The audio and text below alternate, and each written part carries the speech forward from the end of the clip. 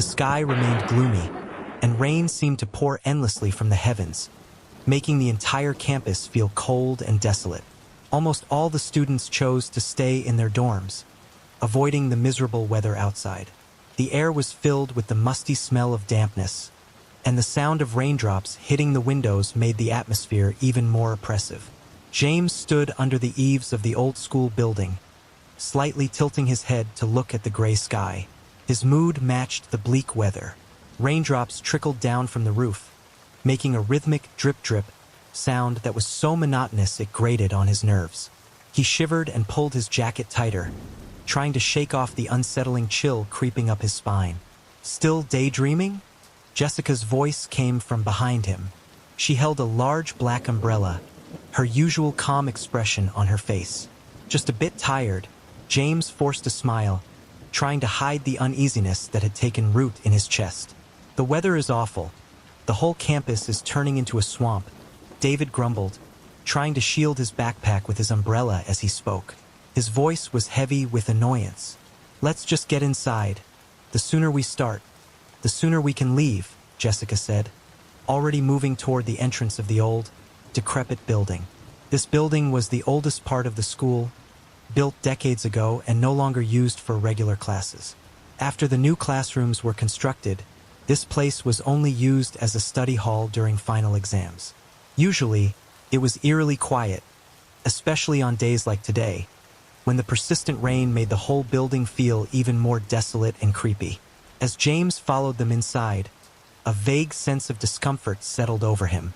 Every time he entered this building, he felt as though something unseen was watching him, especially when he walked down those dimly lit hallways.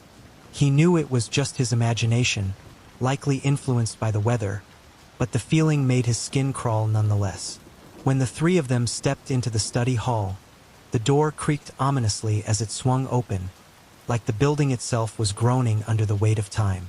The room was dim and damp, with condensation fogging up the windows, blurring the view of the outside world. Even though the windows were shut tight, the cold air seeped in, making the room feel even more frigid. "It's colder in here than outside," James muttered under his breath, shivering slightly. He didn't like the feeling, the oppressive atmosphere, the chill, and that ever-present sensation of being watched. They each took their seats, pulling out their books to start studying. Despite the eerie silence in the room, James found it impossible to concentrate. His eyes kept wandering to the window, where raindrops slid down the glass in strange, almost unnatural patterns. "Let's get started," Jessica said as she flipped through her notes, her tone firm. "We need to focus if we don't want to regret it during exams." James nodded but couldn't shake the growing sense of unease. He picked up his pen and scribbled a few formulas in his notebook, but his thoughts kept drifting. Outside, the rain grew louder, pounding against the windows, its steady rhythm filling his mind until it drowned out everything else.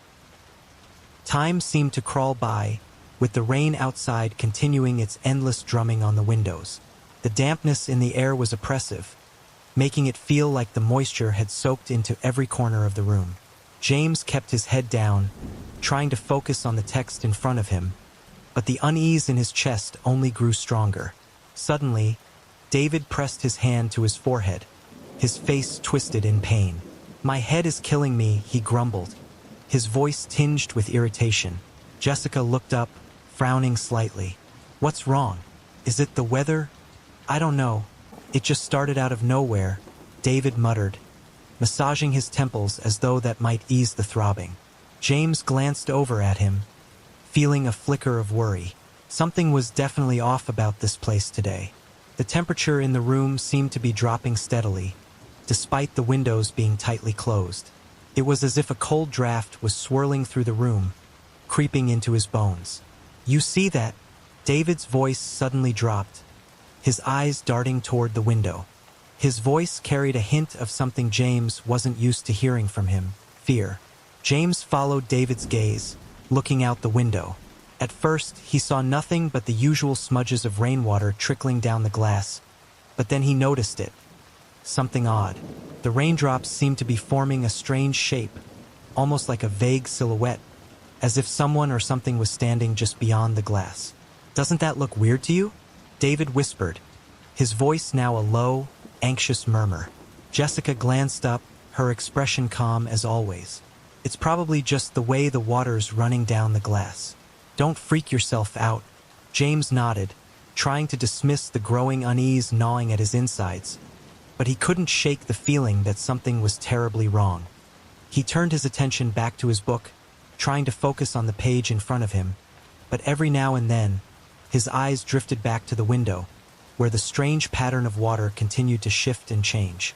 Then, a sound echoed through the room. A low, soft sobbing, barely audible at first, like it was coming from a great distance, but at the same time, it felt uncomfortably close. James's head snapped up, his heart thudding in his chest. "Did you guys hear that?" James asked, his voice barely above a whisper. David and Jessica exchanged glances, their expressions mirroring the confusion and unease he felt. David's face had gone pale, and his hand tightened around the edge of the table, his knuckles turning white. "Maybe it's just the wind," Jessica said, though her voice wasn't as confident as it usually was. James's eyes scanned the room, but there was no sign of anyone else. The air felt colder, as though something invisible was moving toward them, pressing in from all sides. Whatever it was closer now. Over the next few afternoons, they returned to the study hall to prepare for their exams. But each time, the supernatural occurrences seemed to grow more intense, more undeniable. What had started as fleeting, strange sounds soon became more tangible. Books falling off the shelves for no apparent reason, the clock on the wall ticking backward, and wet streaks on the walls that looked like they were crying. Jessica, who had always been intrigued by the supernatural, found herself growing more curious rather than afraid. She began taking photos of the strange occurrences, documenting every unexplained event they experienced. "I think these things are connected to the history of this building," Jessica said one afternoon, flipping through the photos she had taken. There was an undeniable excitement in her voice, though it was mixed with a quiet, growing sense of dread. "What history?" David asked, his tone sour. He clearly wanted nothing to do with the strange happenings and was visibly shaken by every little thing. "This building has been here for decades," Jessica said, sitting forward, eyes bright with curiosity. "There has to be some dark past connected to it, maybe something that happened before we even started studying here." As she spoke, James noticed her growing determination. Despite the strangeness of the events, she was more intrigued than frightened. James, on the other hand, couldn't shake the discomfort that had settled deep in his gut. Every time he stepped foot inside this room, the feeling of being watched grew stronger, more intense, and he was beginning to doubt that they were alone in the building. Jessica continued, her voice full of excitement. "I'm going to the school archives tomorrow to see if I can find any information about this building's past. I have a feeling that whatever is happening here has been happening for a long time." David sighed heavily, clearly unhappy with the direction things were taking. "I don't know why you're so interested in this stuff, Jessica. We should just leave it alone." But Jessica wouldn't be swayed. "Don't you want to know what's really happening here? Don't you want answers?" James glanced at David, sharing in his reluctance. He didn't like what was happening here, and he wasn't sure that digging into the past was going to help. But Jessica was determined, and there was no stopping her once her mind was made up. A few days later, Jessica returned from the school archives with a stack of old, yellowed papers. She set them down on the study hall table with an air of quiet triumph, her face illuminated by the faint light from the rain-soaked window. James and David leaned forward, curious but wary of what she had discovered. "I found something," Jessica began, her voice low but filled with excitement. "Something terrible happened in this building decades ago." James and David exchanged uneasy glances, their interest piqued despite the growing sense of dread. "It turns out," Jessica continued, flipping through the old papers, "there was a girl who went to this school a long time ago. She was a student just like us, but she had a secret. She was secretly involved with a wealthy boy from a prominent family. They were young and in love, or at least she thought they were." Jessica's fingers traced the lines of an old letter she had found, the ink slightly smudged from age. "But when she got pregnant, everything fell apart. The boy's family, being well-connected and powerful, refused to acknowledge her or the baby. Instead, they accused her of seducing their son, tarnishing her reputation in front of the entire school. David grimaced, his hands clutching the edge of the table. "That's horrible." Jessica nodded solemnly. "It gets worse. To protect the school's reputation and avoid a scandal, the principal sided with the boy's family. The girl was expelled, completely ostracized, and with nowhere to turn, she was left to face the consequences alone. The stress, the shame, and the heartbreak were too much for her to bear. One day, she climbed to the rooftop of this very building and jumped to her death. A heavy silence fell over the room as Jessica's words sank in. The weight of the tragic story pressed down on them like the rain against the windows, cold and unforgiving. James felt a shiver run down his spine, and for a moment, he could almost picture that poor girl, standing on the roof, looking down at the ground far below, her heart shattered beyond repair. "So, the crying we've been hearing," James muttered, his voice barely above a whisper. "Could it be her spirit?" Jessica nodded slowly. "It makes sense. Her death was covered up by the school. No one ever knew the full story. Her spirit must still be lingering here, trapped by the injustice she faced. The strange things we've been experiencing, the books falling, the cold, the crying, it's all connected to her." David's face had gone pale, and he shook his head in disbelief. "We have to leave. This place, it's haunted. We should never have come here in the first place." But Jessica's determination only grew stronger. "No, we can't just leave. If her spirit is still here, then maybe it's because her story was never told. Maybe she's waiting for someone to find out the truth." James felt torn. On one hand, he agreed with David. This place was terrifying, and they should get out before things got worse. But Jessica's words resonated with him too. There was something about this place, about the ghostly presence that seemed to cry out for justice, that made him feel like they had stumbled upon something that couldn't be ignored. "We have to find a way to help her," Jessica said firmly, her eyes gleaming with resolve. "We have to let her know that her story won't be forgotten." In the days that followed Jessica's revelation, the supernatural events in the study hall escalated to terrifying new heights. What had once been subtle occurrences now became impossible to ignore. Every time they stepped into the room, it felt as if the air had thickened, pressing down on them, stifling their breath. One afternoon, as they sat down to study again, the rain outside fell harder than ever, pounding against the windows like a relentless force. The atmosphere was tense, and James could feel his anxiety rising with each passing minute. He tried to focus on his notes, but the air in the room felt too heavy, too suffocating. David sat next to him, nervously glancing toward the windows. Every little noise made him flinch. His head twitched at the smallest sounds, his nerves frayed to the breaking point. Suddenly, the books on the nearby shelf began to fall one by one. First, a single volume slipped off the edge, then another, and soon the entire row of books collapsed to the floor with a loud thud. David jumped to his feet, his face pale as a sheet. "This is insane. We can't stay here." David's voice trembled as he spoke, his eyes darting around the room in panic. His breathing was shallow, and his hands were shaking uncontrollably. Jessica moved toward the fallen books, unfazed. She knelt down, picking up one of the books and examining it closely. "She's trying to communicate with us," she said quietly, as if speaking to herself. "Communicate?" David exclaimed, his voice rising with fear. "Jessica, we need to leave. This place is haunted, and we're in serious danger." James couldn't disagree. His heart was pounding in his chest, and every instinct in his body screamed at him to get out. But Jessica was unmoved by the fear that was gripping the room. Her curiosity had taken hold of her completely. "Look at this."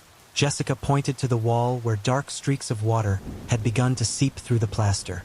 The water stains spread slowly, almost deliberately, forming the outline of a face, one that was twisted in pain, as if the wall itself was weeping. James's breath caught in his throat. The face was unmistakable. It was the same ghostly presence they had felt for days. The girl who had died, her spirit trapped in this building. "We have to help her," Jessica whispered, her eyes wide with determination. "We're the only ones who can." "But how?" James asked, his voice low and strained. "How can we stop this? What does she want from us?" Jessica's mind was racing. "I think we need to confront her directly. She's trapped here, but maybe if we can find the reason why she hasn't moved on, we can help her find peace." David shook his head, his voice laced with desperation. "This is a bad idea, Jessica. She's not looking for help. She's looking for revenge." But Jessica wasn't listening. She had already made up her mind. They were going to solve this mystery, no matter how dangerous it was. As time went on, David's mental state continued to deteriorate. The sleepless nights were taking a toll on him, and the nightmares that plagued him became more vivid, more terrifying. In his dreams, the ghostly figure of the girl haunted him relentlessly, her eyes filled with sorrow and rage. No matter how hard he tried to escape, she was always there, watching him, reaching out for him. During the day, David's behavior became increasingly erratic. His once calm demeanor had been replaced by jittery movements and a constant look of fear. His skin grew pale, and dark circles formed under his eyes, giving him a gaunt, haunted appearance. Every time they entered the study hall, David's anxiety spiked to unbearable levels. He would sit at the table, but his eyes were constantly darting around, unable to focus. His hands trembled uncontrollably, and he would mutter to himself, as though he were having a conversation with someone only he could see. One afternoon, as they were studying, David suddenly stood up without warning. His movements were stiff, almost robotic, and his eyes stared blankly ahead as if he were in a trance. Without saying a word, he began walking toward the corner of the room, his footsteps heavy and deliberate. "David, what are you doing?" James called out, his voice tinged with fear. David didn't respond. He continued his slow, measured walk toward the far end of the room, his hands outstretched as if he were being pulled by some invisible force. Jessica stood up and rushed after him. "David, stop!" Jessica shouted, grabbing his arm and shaking him. But David didn't acknowledge her. His eyes remained unfocused, and his lips moved as though he were whispering something under his breath. James hurried over, panic rising in his chest. "We need to get him out of here," he said, his voice tight with fear. They both grabbed hold of David and tried to lead him out of the study hall, but David resisted, his feet planted firmly on the ground as if something was holding him back. He mumbled incoherently, his words too soft to make out. "She's here," David muttered, his voice barely audible. "She's watching me. She won't let me leave." Jessica and James exchanged worried glances. David's state was rapidly worsening, and it was clear that the ghost was now targeting him directly. "Let's go," Jessica urged, pulling David with more force this time. Finally, after a tense moment, David seemed to snap out of his trance, his eyes blinking as though he were waking from a deep sleep. His body relaxed, and he allowed them to guide him out of the room, his legs shaky and weak. As they stepped into the hallway, David leaned against the wall, breathing heavily. His skin was cold to the touch, and his eyes remained unfocused, as though part of him was still trapped in whatever vision or nightmare had overtaken him inside the study hall. "We need to stop this," Jessica said, her voice steady but filled with concern. "It's getting worse. Whatever is happening to David, it's only going to escalate if we don't do something." James nodded, his own worry mirrored in Jessica's words. They had to act quickly, but the question still lingered. How could they stop something they barely understood? Back in her dorm room, Jessica couldn't shake the feeling that time was running out. David's worsening condition made it clear that the ghostly presence wasn't just an echo of the past. It was an active, malicious force. She knew they had to act soon, but they needed more information if they were going to stop the spirit from doing further harm. The next morning, Jessica returned to the school archives, determined to dig deeper. The weight of the past seemed to press down on her as she rifled through old documents, searching for any detail that might explain the spirit's lingering presence. The dusty room was eerily quiet, the only sound the soft rustling of paper as she pulled out file after file. Hours passed, and she was beginning to lose hope when she stumbled across a letter, tucked away in an old folder. The paper was yellowed with age, and the ink had faded in places, but it was still legible. Jessica's heart raced as she unfolded it carefully. It was a letter from the girl who had taken her own life in the school so many years ago. A letter she had written before her death, but that had never been sent. As Jessica's eyes scanned the page, a sense of dread settled over her. The letter was a cry for help, filled with the girl's pain and bitterness over being abandoned by the boy she had loved and cast out by the school she had trusted. The despair in her words was palpable, each sentence dripping with sorrow. But it was the final lines of the letter that made Jessica's blood run cold.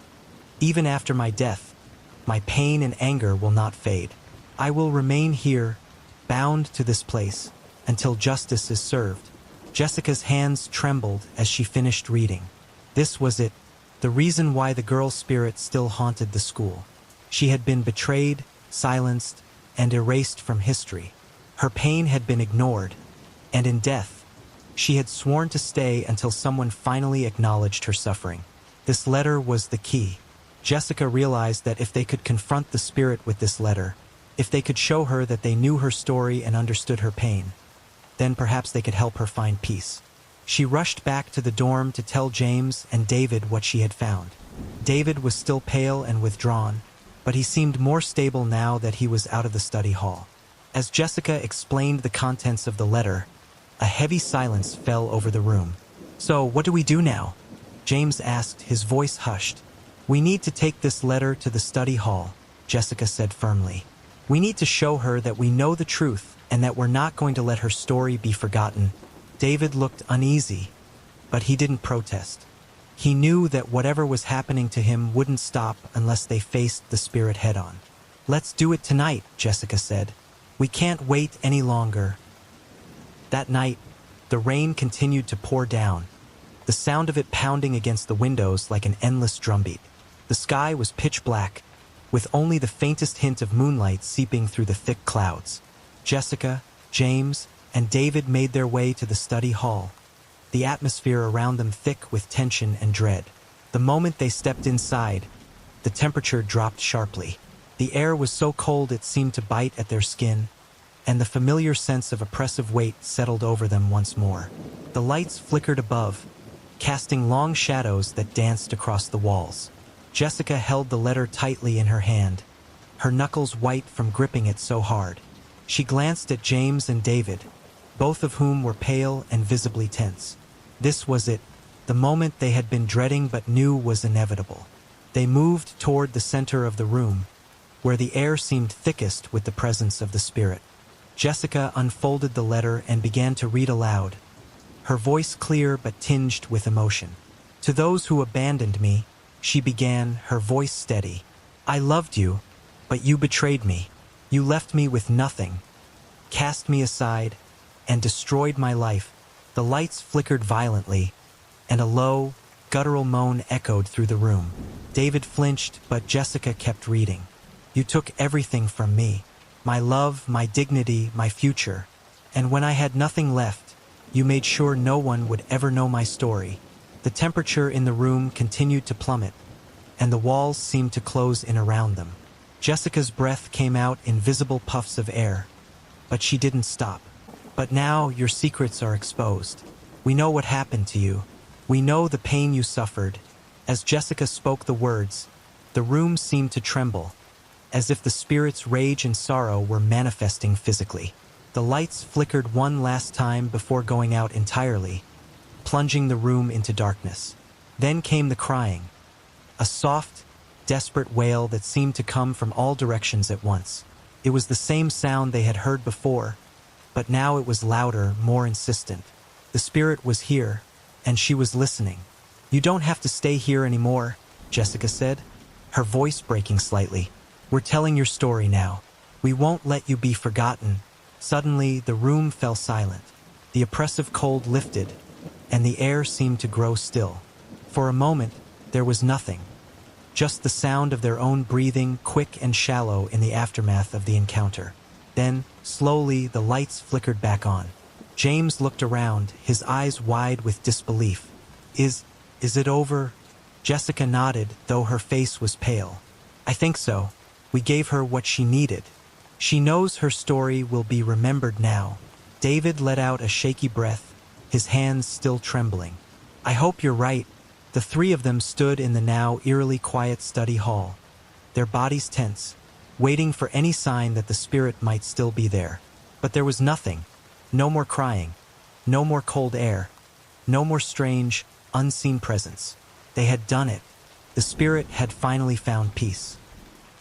In the days that followed, it seemed like everything had returned to normal. The school administration quietly closed off the old building, citing safety concerns, and life went on as usual for the students. No one talked about the strange occurrences in the study hall, and the spirit's story remained a secret shared only by Jessica, James, and David. But for James, things didn't feel entirely right. He tried to convince himself that it was over, that the spirit had found peace and moved on, but something still lingered in the back of his mind. Late at night, when the campus was quiet and the rain pattered softly against the windows, he sometimes thought he could still hear the faintest sound of crying, just at the edge of his hearing.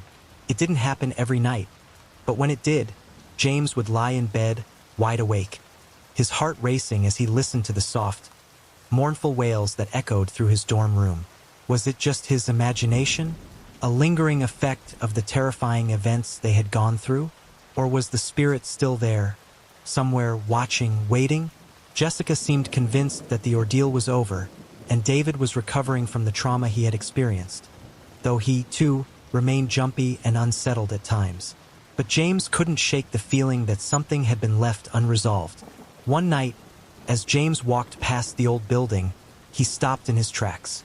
It had been sealed off, the windows boarded up, and the doors locked tight, but he could still feel the presence of something watching him from within. The darkness beyond the windows felt too thick, too oppressive, as if it was hiding something just beyond his sight. He stood there for a long moment, staring at the building. The rain fell softly around him, and a cold wind blew through the trees, but James barely noticed. All he could focus on was the sensation of being watched. Just as he was about to turn away, he heard it again, the crying.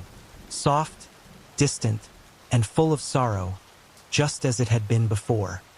His blood ran cold as the sound grew louder, more insistent, and he felt a chill creep up his spine. James forced himself to walk away, his heart pounding in his chest. He didn't look back, even though they had done what they could, even though they had tried to help the spirit move on. James couldn't escape the feeling that she was still there, still waiting, still trapped, and maybe, just maybe, she wasn't done with them yet. Thank you so much for watching this chilling story unfold. We hope it left you on the edge of your seat.